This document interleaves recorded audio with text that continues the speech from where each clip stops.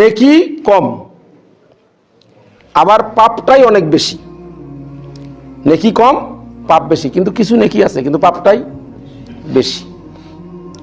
আল্লাহ ফেরেশতা কয়, আল্লাহ এক জাহান্নামে দিয়ে দিই, তো এত পাপ, এই অল্প কটা নেকি কি করব? আল্লাহ বলে, এই বিচারক তুমি না আমি? কয় আপনি। দল করছিল কার? কয় আপনার। আরে আমার দল করছে, এত নির্যাতন সহ্য করছে, এত অপবাদ সহ্য করছে, দল করছে আমার।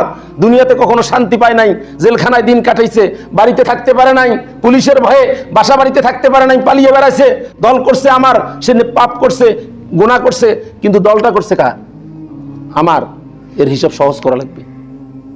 কয় কিভাবে? ঠিক এমন সময় দেখা যাবে আল্লাহ রাব্বুল আলামিনের আরশে আজিমের কোণা থেকে কালো কালো মেঘের আকারে কি যেন এসে তার নেকির পাল্লার মধ্যে বসে গেল, আর মুহূর্তের মধ্যে নেকি পাল্লাটা ভারী হয়ে গেল।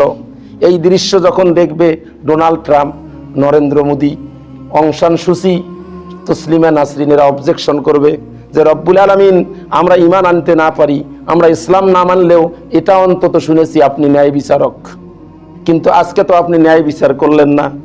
নেক পুণ্য কম ছিল, আর কিসের মেঘ এসে আপনি নেকির পাল্লা ভারী করে দিলেন।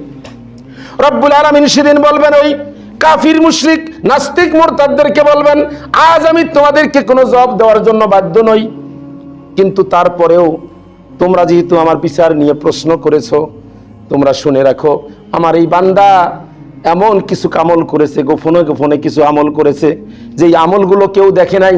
আমার বান্দা তিনি গাড়ি নিয়ে চলছে, হঠাৎ দেখে একটা মসজিদের দান বক্স, ড্রাইভারকে বলে গাড়ি ব্রেক করে মসজিদের দান বক্সে 5,000 টাকা দিয়ে গেছে।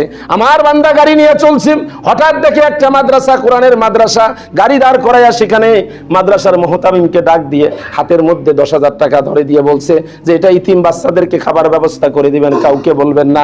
আমার বান্দা যুবক ছিলেন, পালসার গাড়ি নিয়ে যখন যাচ্ছেন, হঠাৎ দেখে রাস্তার মধ্যে একটা কলার চোষা, গাড়ি ব্রেক করিয়া ওই কলার চোষাটা রাস্তার থেকে ফেলে দিয়ে বলছে, রব্বুল আলামিন আমি যুবক মানুষ, আমার চোখের পাওয়ার ভালো, কিন্তু এটা যদি কোনো, এজন্য আমি দেখলাম, কিন্তু কোনো বয়োজ্যেষ্ঠ কোনো বৃদ্ধ মানুষ যদি আসতো, না দেখে যদি এই কলার চোষার মধ্যে পাটা পড়ে যেত, পা পড়ে পিছলে পড়ে তার পাটা ভেঙে যেতে পারতো।